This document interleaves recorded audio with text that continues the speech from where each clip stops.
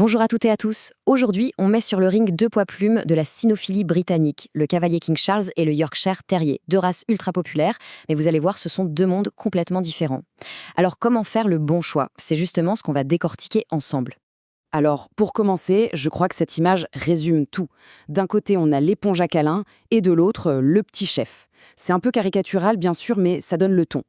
Même s'ils viennent tous les deux de Grande-Bretagne et qu'ils sont petits, leurs personnalités, elles, sont à des années-lumière l'une de l'autre. Et c'est vraiment par là qu'il faut commencer. Allez, c'est parti pour la première section. On va poser les bases en regardant de plus près ce qui fait de ces deux chiens de véritables icônes. Leur caractère, bien sûr, mais aussi leur physique. Un petit coup d'œil rapide à leur carte d'identité. Bon, première chose qui saute aux yeux, le cavalier est un peu plus grand et plus lourd, alors que le Yorkshire est un vrai poids plume. Mais le détail le plus important, il est là, le groupe. Le cavalier est un pur chien de compagnie. Le Yorkshire, lui, est un terrier. Et ça, croyez-moi, ça change absolument tout dans son comportement, comme on va le voir tout de suite. Et voilà, on est au cœur du sujet. Le cavalier, c'est le gentil aristocrate, le copain de tout le monde, toujours content et prêt à faire plaisir. Le Yorkshire, c'est une autre histoire. C'est le petit chasseur plein de vie, avec ce courage et cette détermination typique des terriers.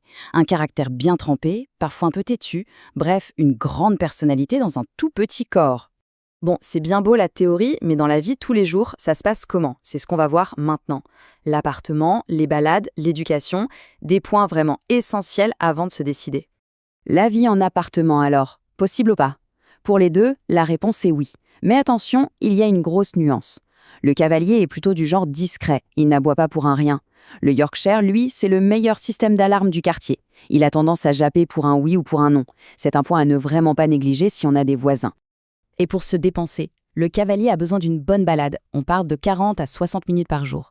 Le Yorkshire est très vif, mais il se contente d'un peu moins. Ce qu'il faut retenir, c'est que ce ne sont pas des chiens de canapé. Ils ont tous les deux besoin de leur sortie pour être bien dans leurs pattes.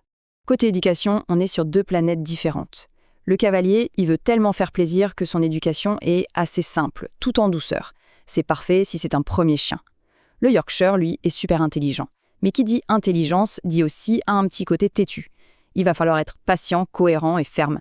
Mais attention, ferme ne veut pas dire brutal. C'est juste un petit cerveau vif qu'il faut savoir guider. On arrive maintenant à la partie la plus sérieuse et honnêtement la plus importante de ce comparatif. La santé, c'est un engagement sur le long terme et il faut absolument savoir où on met les pieds. La vraie question à se poser, c'est donc celle-ci.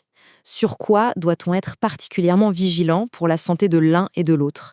C'est une question de conscience et de responsabilité. Pour le cavalier, le gros point noir, il faut le dire, c'est la MVD, la maladie valvulaire mitrale. En gros, c'est une maladie du cœur qui est héréditaire et qui touche énormément de chiens de cette race. C'est vraiment la préoccupation numéro 1 des éleveurs et des propriétaires. Et ce n'est pas tout, il y a aussi la syringomyélie. C'est un nom un peu barbare pour une maladie neurologique, souvent due à une boîte crânienne qui est trop petite pour le cerveau. Ça peut provoquer de très fortes douleurs, donc c'est une autre pathologie à surveiller de très, très près. Alors face à ça, qu'est-ce qu'on fait? Eh bien la clé, et j'insiste vraiment là-dessus, c'est de choisir un éleveur extrêmement sérieux. Un éleveur qui teste ses reproducteurs pour tout ça, qui fait des échos du cœur pour la MVD, des IRM, des tests génétiques. C'est vraiment la meilleure assurance qu'on puisse avoir pour accueillir un chiot en bonne santé. Et le Yorkshire, de son côté, il est globalement plus robuste, mais il a aussi ses petites fragilités. On surveillera notamment la luxation de la rotule et le collapsus trachéal. Autre chose, il est très sensible au froid parce qu'il n'a pas de sous-poil, donc le petit manteau en hiver, ce n'est pas du luxe. Et enfin, un point important, ses dents, qui demandent un entretien régulier pour éviter le tartre.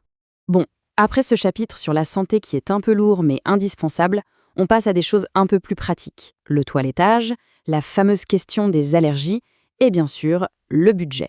Pour l'entretien du poil, là encore, c'est le jour et la nuit. Pour le cavalier, un bon brossage une fois par semaine, ça suffit amplement. Pour le Yorkshire et ses longs poils soyeux, eh bien, c'est un brossage tous les jours pour éviter les nœuds, plus un petit tour chez le toiletteur professionnel de temps en temps. C'est un vrai engagement. Une question qu'on nous pose tout le temps, et pour les personnes qui font des allergies, ça donne quoi? Eh bien, la réponse est très simple. Le Yorkshire est l'un des meilleurs amis des allergiques. On dit qu'il a des cheveux et non des poils, et surtout, il n'en perd quasiment pas. C'est un énorme avantage. À l'inverse, le cavalier perd ses poils, notamment pendant les mues, donc il n'est pas du tout recommandé si les allergies sont un problème. Et le budget alors? À l'achat, les prix sont assez proches, même si le Yorkshire est souvent un peu plus cher. Mais il faut bien avoir en tête que ça, c'est juste le ticket d'entrée. Il faut penser à tous les frais qui viennent après, notamment les éventuels frais vétérinaires dont on a parlé. Voilà, on a fait le tour. On a vu le caractère, le quotidien, la santé, le budget. Il est temps de tout rassembler pour vous aider à y voir plus clair et à trouver le compagnon qui vous correspond vraiment. La bonne question, ce n'est pas de savoir quel est le meilleur chien, mais plutôt quel est le meilleur chien pour moi, pour mon mode de vie, pour ce que je suis capable de lui offrir. C'est toute la différence. Ce tableau résume assez bien les choses. Si on cherche un compagnon calme, affectueux, un vrai pot de colle et qu'on est prêt à un suivi vétérinaire rigoureux, le cavalier est un choix formidable. Si au contraire, on veut un petit chien avec du peps, un partenaire d'aventure, et qu'on est prêt à s'investir dans le toilettage quotidien et une éducation précise, alors le Yorkshire sera un compagnon exceptionnel. Et on va finir sur cette phase qui est essentielle. Choisir un chien, ce n'est pas un acte anodin.